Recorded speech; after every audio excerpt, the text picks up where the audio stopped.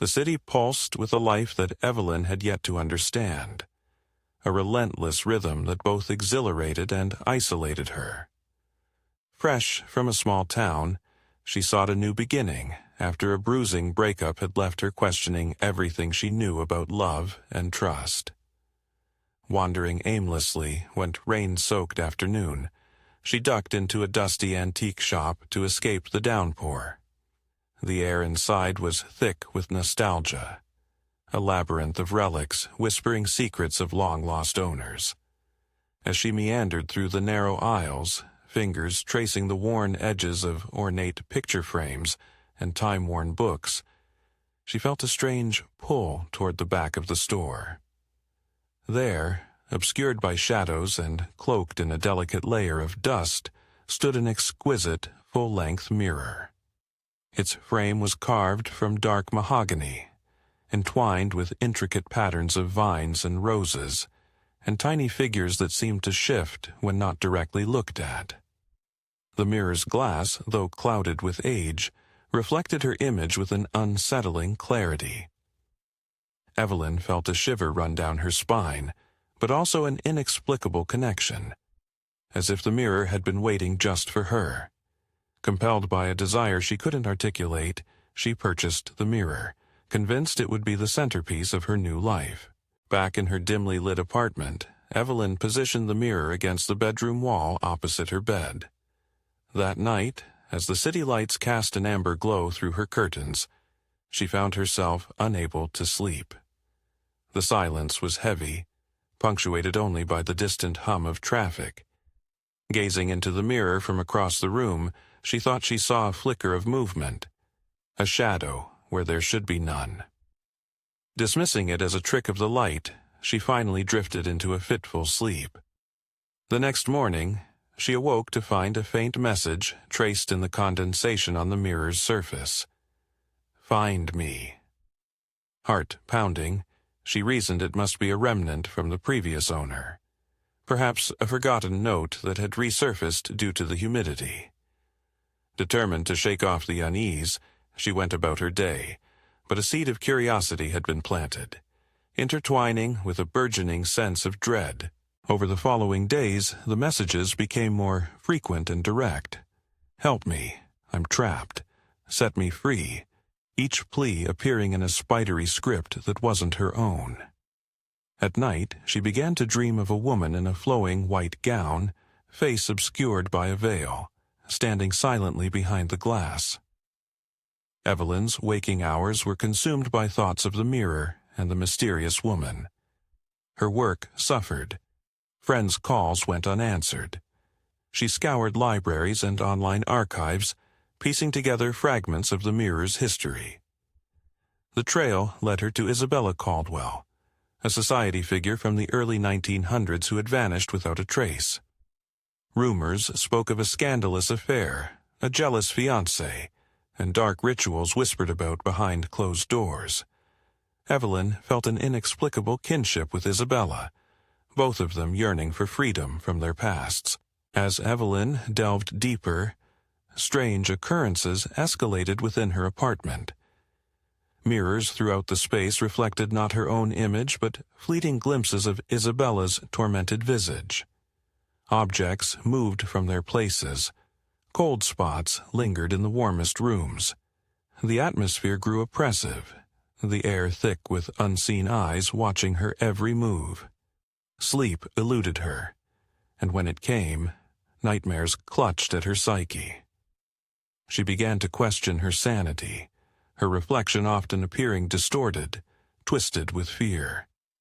Her few visitors noticed the changes, the gauntness of her face, the haunted look in her eyes, but she pushed them away, obsessed with her mission to liberate Isabella and, she believed, herself.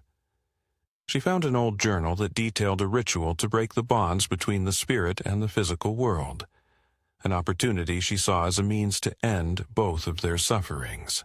On the night of the ritual, the apartment was shrouded in unnatural darkness despite the city's glow outside. Evelyn arranged black candles in a circle around the mirror and decorated the space with symbols drawn from the journal. As she began to recite the incantation, a low whisper echoed through the room, growing louder with each syllable. The temperature plummeted, her breath visible in the frigid air.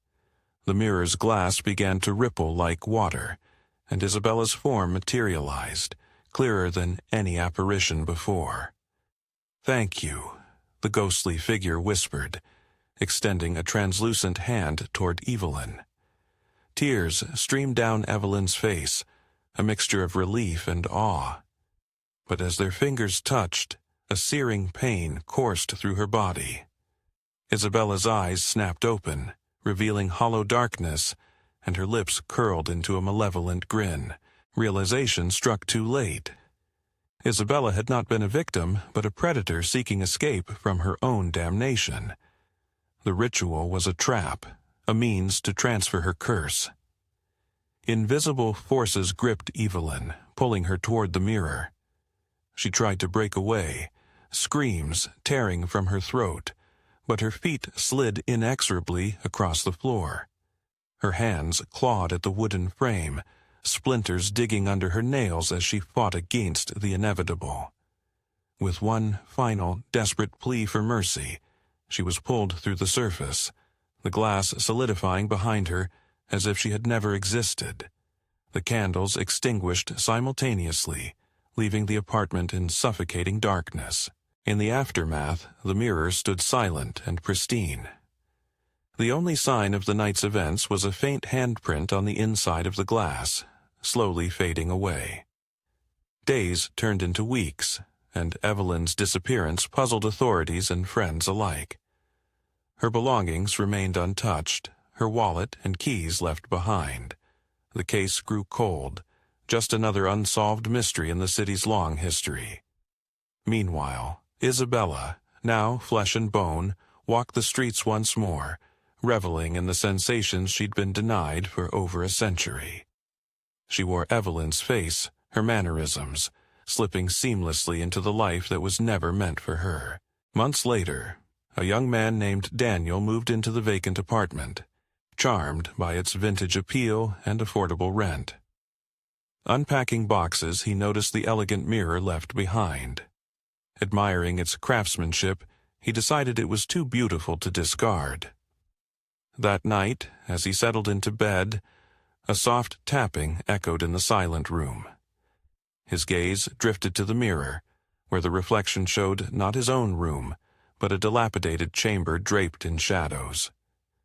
At its center stood a woman with hollow eyes, and a silent scream etched upon her lips.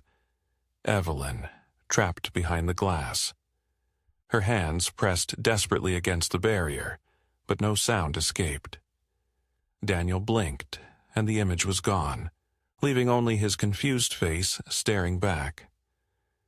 Shaking his head, he dismissed it as moving stress, unaware of the darkness that had begun to weave its way into his life. Evelyn's existence faded from the memories of those who once knew her, her identity erased and consumed by the entity she had sought to save.